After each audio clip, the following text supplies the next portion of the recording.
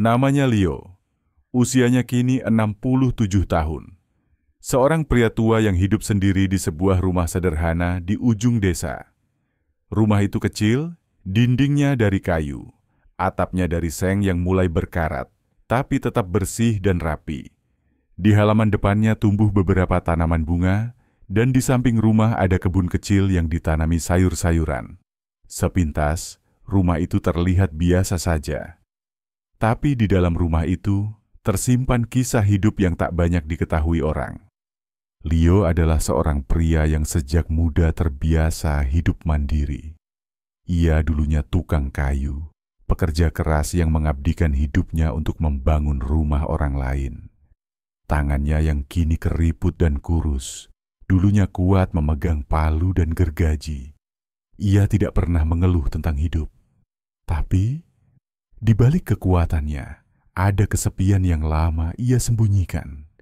Ia tak pernah menikah. Bukan karena tak ingin, tapi karena hidup terus saja membawanya dari satu proyek ke proyek lain, dari satu kota ke kota lain. Waktu berlalu, dan tanpa sadar usia terus berjalan. Teman-temannya satu persatu menikah, punya anak, bahkan cucu. Sedangkan Leo, ia tetap sendiri. Hingga akhirnya, setelah pensiun, ia memilih menetap di desa kecil ini. Sendiri, tanpa keluarga, tanpa sanak saudara. Setiap pagi, Leo bangun pukul 5. Ia menyeduh teh hangat, membuka jendela, lalu duduk di kursi kayu buatannya sendiri. Ia memandangi matahari yang mulai naik perlahan dan menghirup udara pagi dalam-dalam. Kadang ia berbicara sendiri, bukan karena gila, tapi karena memang hanya itu caranya untuk merasa tidak terlalu sunyi. Tapi meski sendiri, Leo tidak pernah membiarkan dirinya tenggelam dalam kesedihan. Ia menciptakan rutinitas yang membuat hidupnya tetap teratur. Setelah sarapan, ia akan berjalan kaki keliling desa. Kadang hanya 10 menit, kadang bisa setengah jam jika cuaca mendukung. Ia menyapa siapapun yang ditemuinya. Wajah-wajah muda, ibu-ibu yang sedang menyapu halaman, atau anak-anak yang berlarian ke sekolah. Mereka semua mengenalnya sebagai kakek Leo, walau sebenarnya ia bukan kakek dari siapa-siapa. Sepulang dari jalan pagi, Leo akan menyiram tanaman. Disinilah ia menghabiskan sebagian besar waktunya.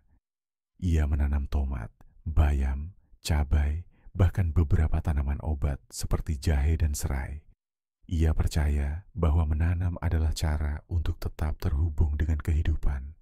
Setiap tanaman baginya adalah sahabat. Ia merawatnya dengan sabar, seolah setiap daun dan bunga punya nyawa. Ada satu bunga mawar merah yang tumbuh subur di sudut halaman. Bunga itu ia beri nama Kenangan. Mawar itu ia tanam di hari ulang tahunnya yang ke-60, sebagai pengingat bahwa meskipun hidup sendiri, ia tetap punya cinta. Bukan cinta dari orang lain, tapi cinta dari dirinya sendiri untuk hidupnya sendiri. Sore hari adalah waktu yang paling sunyi. Saat langit mulai jingga dan suara burung kembali ke sarangnya, Leo biasanya duduk di beranda rumah. Ia membaca buku-buku tua yang sudah lusuh.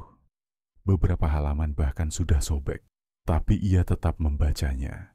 Kadang ia membaca keras-keras, seolah sedang menceritakan kisah itu pada seseorang yang duduk di sampingnya. Padahal ia sendirian. Malam hari, ia memasak makan malam sendiri. Biasanya nasi dengan sayur rebus dan tempe goreng. Ia makan perlahan sambil mendengarkan radio tua yang seringkali suaranya sember. Lalu sebelum tidur ia menulis di buku catatannya. Bukan tentang rencana besar, tapi tentang hal-hal kecil yang ia syukuri hari itu. Seperti, hari ini tomatku mulai berbuah.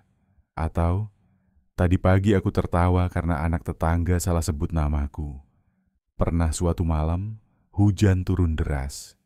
Leo terbangun karena suara gemuruh petir. Ia duduk di dapur, menatap jendela yang basah oleh air hujan. Matanya berkaca-kaca. Ia teringat masa kecilnya, teringat orang tuanya, teringat tawa yang dulu pernah mengisi rumah.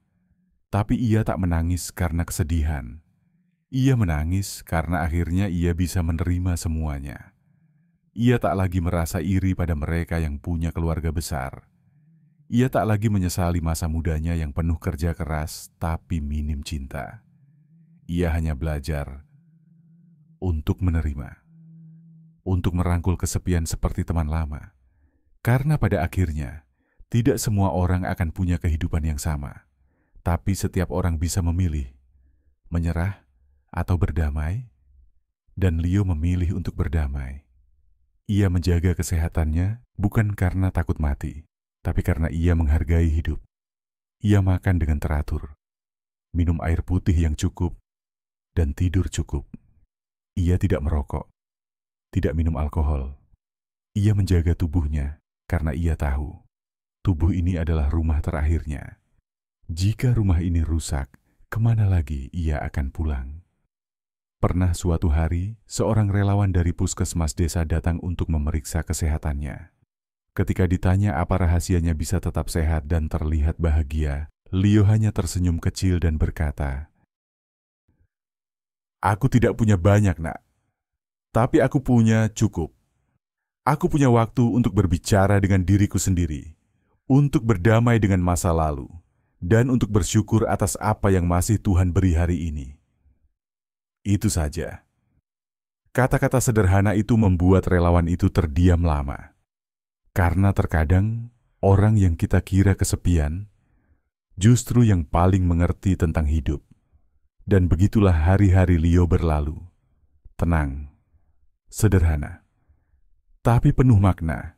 Ia memang hidup sendiri, tapi tidak pernah merasa sendirian. Karena ia sudah menemukan teman terbaik dalam hidupnya, dirinya sendiri. Kebahagiaan bukan selalu soal ramai atau sepi, bukan soal punya pasangan atau hidup sendiri. Kebahagiaan adalah tentang penerimaan, tentang bagaimana kita menyambut hidup dengan segala kelebihan dan kekurangannya. Kita seringkali mengejar cinta dari orang lain, padahal lupa mencintai diri sendiri. Leo mengajarkan kita bahwa usia tua bukanlah akhir dari kebahagiaan. Bahkan di usia senja pun, kita masih bisa belajar banyak. Belajar bersyukur, belajar berdamai, belajar mencintai hal-hal kecil yang sering kita abaikan. Jadi, jika suatu saat nanti kamu merasa sendiri, ingatlah kisah Leo. Seorang pria tua yang hidup sendiri, tapi tidak pernah kesepian, karena ia sudah menemukan sumber kebahagiaan terbesar dari dalam dirinya sendiri.